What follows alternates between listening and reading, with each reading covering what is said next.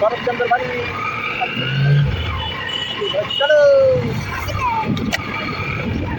আমরা এবার যাবো, আমি আর দিয়েছি আর আমার সাথে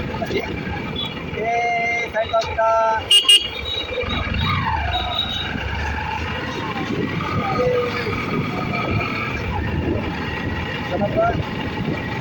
আমরা যাচ্ছি আর কোথায়? হ্যালো কোথাও কোথায় কেমন আছো?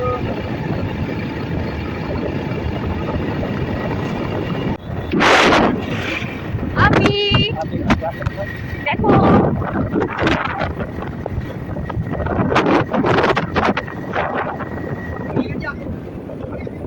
চলে এসেছি, এবার ঘুরবো আমরা এই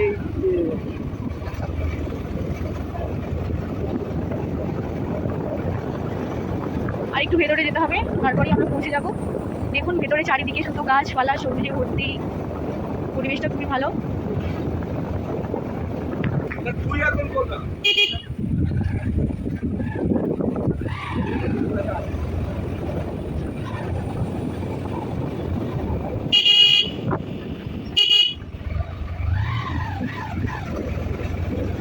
দেখুন আমরা এসে গেছি,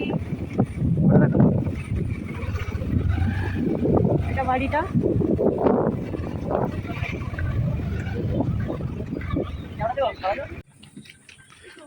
দেখো শরৎচন্দ্র বাড়ি চলে এসেছি।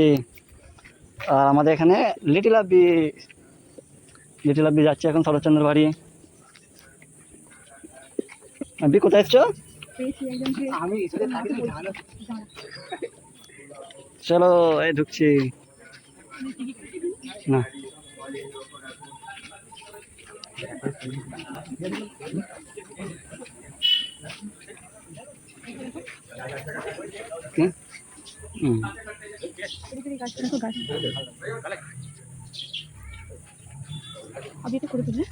চলো আব্বির ফটো তোলা যাক। না আব্বি এখানে আব্বি দেখো এদিকে, এ আব্বি এদিকে দেখো, এদিকে দেখো, দেখো আব্বি এদিকে।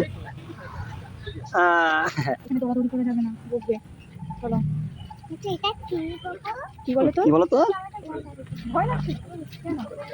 হচ্ছে শরৎচন্দ্র চট্টোপাধ্যায়। হ্যাঁ এখানে ভালো তোমার করে দিই চুপ করে হবে ভাই। জানা দেখি আব্বা তুমি, এ দেখো আব্বা, দেখো আব্বা এদিকে দেখো। চলো তো হয়ে গেছে ফটো তোলা।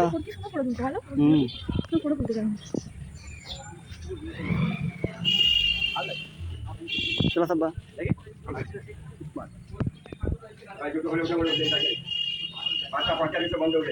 যাবে। এটা ওনার লেখার ঘর ছিল। সামনে চেয়ারটা লক্ষ্য রাখুন, চেয়ারটা বসতেন, টেবিলে খাতা রাখতেন আর সোজা সেই জানলাটা দেখতেন। জানলাটা খোলা থাকতো, রূপনারায়ণ নদী সেই দিয়ে বইতো পাশাপাশি যান, কাছাকাছি যান। এটা বলতো কেন ছিল,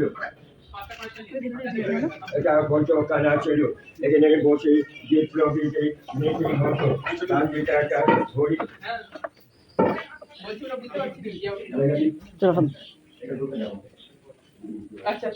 এখন ওপরে ওটা বন্ধ করে দিচ্ছি।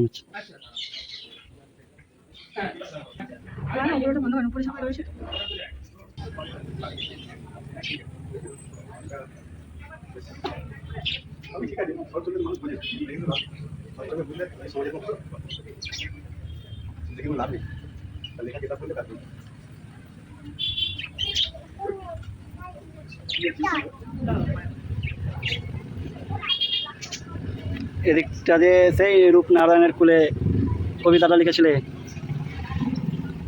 এখানে দেখা যাচ্ছে দেখো রূপনারায়ণের কুলে।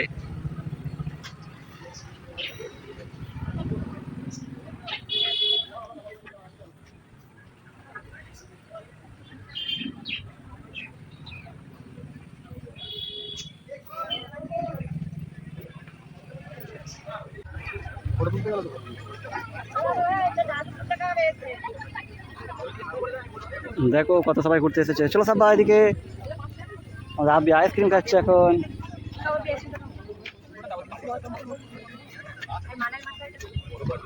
এখানে কত কিছু বসে, ফুচকা, পপকর্ন, ঘুগনি, আইসক্রিম। সেই যাবি যাবো নি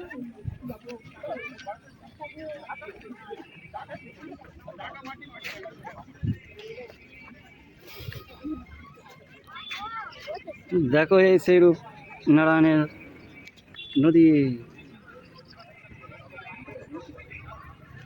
বসবে চলে এখানে।